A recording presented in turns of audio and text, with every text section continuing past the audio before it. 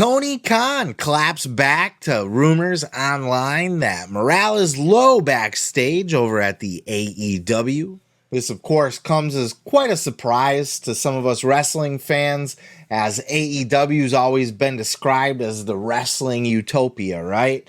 Everybody leaves the big evil empire of WWE to go over to All Friends Wrestling and play with their buddies and have all these great dream matches where nobody tells them what their match needs to be or what promos to talk about, and they can just be free to be wrestlers. Well, that's not always the case, at least not for everybody. Rumors of people being upset that they're not getting enough TV time, super bloated roster, not enough time to showcase everybody.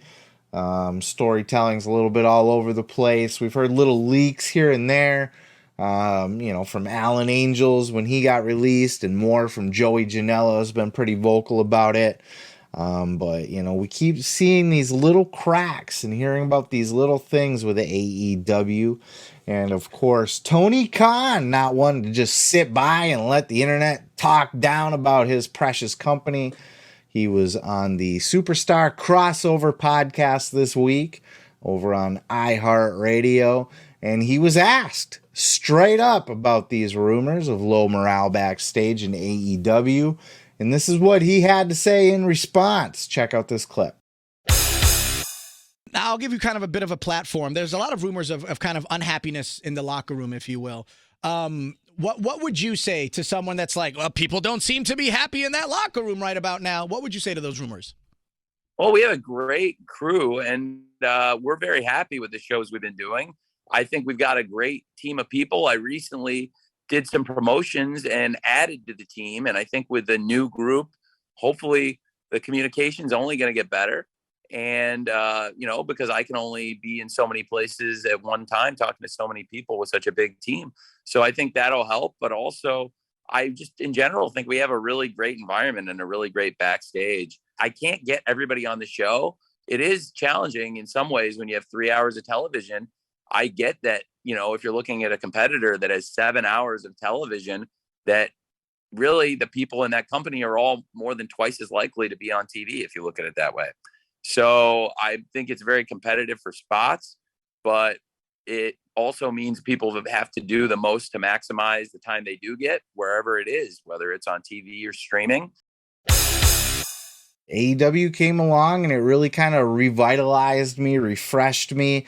And look, I love all the in-ring action that AEW provides. I still contend that they have the better wrestling matches, which is a strong selling point for me. But they are a little weak on the storytelling, or a lot of weak on the storytelling.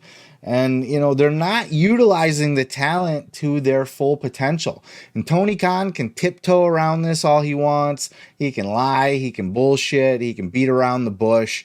But the fact of the matter is he is just...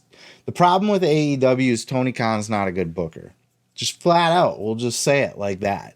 I think he needs, at the very least, a booking committee. He needs people around him.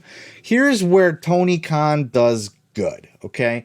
And he's a nerd, and he used to book his shit in his little notebooks in high school and all that stuff, blah, blah, blah, blah, blah. What he gets right is he's able to keep the action going. He's really good at, Dynamite's very explosive. Its pacing is so rapid, it's almost hard to digest everything. And I like that. It's fine. He's very good at creating a jam-packed episode. Every once in a while, that can be a problem, like when Will Hobbs turned on Ricky Starks a couple weeks ago. That was really big, but then they just jumped to like a backstage promo. They should have lingered on that a little bit and had the announcers talk about it. But overall, I like the pacing of the show. I like that, Jim Cornette calls them afterbirths, where you get a lot of people. There's always, after every match, there's the next story kicks in, or the next step. Somebody's got to run down and get in somebody's face or jump somebody, or whatever the case may be. Overall, I do like that. But the problem is, I feel like, one is his storytelling is not that great. There's stories in AEW, but not to the extent of oh my God, I got to tune in and see what happens next. I never get that vibe from AEW anymore. In fact, if there's not a match that I want to see, AEW can be skippable. This has been the problem with Rampage for months and months now. I honestly don't know what the fuck he's doing with Rampage. He has all this main event talent signed to AEW. Great, fantastic talent. And he's turned Rampage into fucking main event. It's an episode of WWF Superstars. It's really sad. Every once in a while he'll have some good stuff on there, but he has the roster to make Rampage a big deal, and he doesn't. And then the ratings are slipping, and he wonders why. How about you book something that people want to see? I will watch Dynamite every single week. I've only missed a couple weeks. And it was, in fact, after CM Punk got injured and Bryan Danielson got injured and Adam Cole was injured, and there was that stretch there. We're just sort of coming out of that now, where all of their top stars were gone, and I feel like it was a little weak at that point. But I feel like he's not telling good enough stories. There's some stories that are being told, but I don't feel like I said, they're not going into enough detail, or they're not writing them in the way where, oh my God, I got to see what's happening next. There was clearly a story between Punk and MJF that was great. Looks like obviously they're trying to do something with Sting and Malachi Black. They had the story between Darby and Brody King. So they are trying to tell stories, but I don't know that they're just missing the must-see TV element of that. I'm not getting hooked to tune in to see what happens next week. I'm just tuning in because I want to see all the killer matches that they provide, which is a great draw. But wrestling in itself is not a big enough draw in wrestling. Unfortunately, you need the storytelling. The other problem with AEW is they're not using all the talent that they have. They're not utilizing them to the best of their abilities. They have this bloated ass roster. All this money was spent, and it seems like the money gets spent to have the big surprise moment. Oh my God, look who's in the AEW. And then they just shit the bed. Miro. What the fuck is going on with Miro? Why is Miro not being utilized to his max? He's fucking sending in little mystery promos about the House of Black. Nobody even knows what the fuck Miro's doing. Miro barely knows what the fuck Miro's doing. Matter of fact, the guy couldn't even find a spot for Miro on AEW TV, as Miro said on Renee Paquette's podcast this week. Check out this clip. You kind of stay busy. You were off TV for a little while out doing something, yeah? I was off TV because I couldn't get a spot in. Couldn't get booked, brother. Couldn't get booked.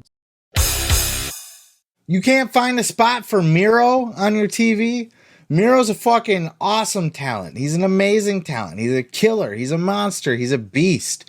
If you can't fit him into Dynamite at least every other week, and here's the other thing too, is you don't have to use every guy on every show. You can rotate guys around. Like UFC doesn't have Conor McGregor in every main event, right? So I'm not even opposed to wrestlers getting the week off, or sometimes you're on Rampage, sometimes you're on Dynamite, sometimes you're on Battle of the Belts. Who knows where you turn up, but you got full access to this amazing roster. Miro is criminally underutilized. Malachi Black is criminally underutilized. I would even argue the Blackpool Combat Club is a poor use of guys like Claudio Castagnoli and Bryan Danielson. FTR, what the fuck are you doing with FTR? Why are they off of TV for weeks and weeks and weeks? Even if Dax is injured and that's the case, put them on TV in some way. He can still come out and cut an 8-year-old girl promo, can't he? They can still do some sort of backstage vignette. You can still show highlights of their match with the Briscoes. And the whole thing with the Young Bucks and Young Bucks, we've heard are basically ducking FTR, and it's clear as day. At first I thought it was rumor or whatever, because they did, the long-term storytelling where they came back and did the job for FTR in the second match. But obviously, it seemed like when the Young Bucks were tag team champions and FTR was winning every tag team title in the entire world, that the path was set. They were destined to collide for the rubber match, right? The third match. Who is the greatest tag team of all time? Winner takes all at All Out for the tag team titles. That's would have the story writes itself, but then the Young Bucks are like, you know what, we're gonna drop the tag team titles and we're gonna go wrestle in the trios division so we don't have to drop the belts to FTR. It's fucking ridiculous. I just feel like AEW is a big clusterfuck. Tony Khan's great at identifying what talent is best to sign, and he's great at putting them in great matches. Beyond that, he's not utilizing his talent. He's not utilizing the storylines to the best of his ability. He's not putting the talent on TV enough. And if they're getting frustrated backstage because they're not getting enough TV time or they're not getting the right stories, I haven't even seen Britt Baker in a long time other than like backstage shit. I know she just had a tag match or whatever, but like, come on, man. She's a fucking star. Put her out front and center. The AEW to me is not as good as it could be, and it breaks my heart. Now, I do think, I did say last week, I believe, that AEW is going to be around a long time. They're not going to be a flash in the pan like WCW. But if they want to crack that million, if they want to get over that hump of being able to, will they or won't they break a million? You know, some weeks they're a little over, some weeks they're a little under. They are stagnant. They are not moving up in the ratings at all. And though I've always also been a proponent of ratings are not the end all be all, and there's other things to consider, you know, online, YouTube, you know, interaction and that sort of thing. Overall, I think AEW's in a weak position right now, especially with Triple H taking back over the reins of creative now for the entire company. I really think they're going to be in trouble because Tony Khan's product could compete with a Vince McMahon because Vince McMahon was a shitty booker. Vince McMahon put on a terrible show. Vince McMahon abused talent, misused talent, underappreciated talent, overworked talent, you know? But now it's a market where talent's going to want to go work for Trips. And Triple H is going to put on a fun show. And he's going to put on an exciting show that's going to make sense. And it's going to tell stories. And though NXT wasn't the be-all, end-all either, I still think AEW has things over NXT that NXT didn't even have under Triple H's reign. So they're still going to be competitive. But I would say Tony Khan's in a position right now where he needs to really stop trying to deflect. And I know publicly, he you know, is one thing where he's going to be on this podcast and be like, no, everybody's happy backstage. It's all friends. We're all just, everybody loves everything, you know? But he really needs to kind of take notice of what he's hearing, what the rumors are, what's going on, what people are saying backstage, and he needs to adjust. And I think some of these new hires that he has, you know, or these promotions, not new hires. Well, Madison Rain's a new hire. But like Tony Schiavone got a promotion and Sanjay Dutt got a promotion, right? I think Sanjay did. So, you know, he's moving some pieces around backstage that will hopefully help with at least the communication part of things. But Tony needs to start utilizing talents better, and he needs to start telling better stories. And honestly, I think what it comes down to is he's got a little bit of an ego to himself about, I think I am the booker of the year. You know, I think he takes that to heart, and he's really not. He makes great matches. He's a great matchmaker. He's a fantastic matchmaker. And I feel like he utilizes talent well, like, you know, using like, he was always great at using like 2.0 and Daniel Garcia along in conjunction to get his main event talent over. You know, he's really good at booking those kind of matches. But why do I want to tune in? What's compelling me to watch next? You know what I mean? CM Punk's back. That's great. He made his return. He did a face-to-face with Moxley. I want to see what happens next week. Now I want to tune in and see how that plays out. But really, what the fuck else do you have to look forward to in AEW? So He's got to look in the mirror, man. And I think the best route to fix that is he needs to build a little bit of a booking team around him. He needs to utilize some of those smart brains like a William Regal, a Jim Ross on the roster, and get a couple other guys in the mix and really put together a team of people to kind of bounce ideas off of and pitch ideas to him. And he can still be the boss man, and he can still make the final decisions, but I think he's overstretching himself to think that he can just book everything masterfully like that. And I won't be surprised if we start to hear more rumors of people being unhappy with their place in AEW.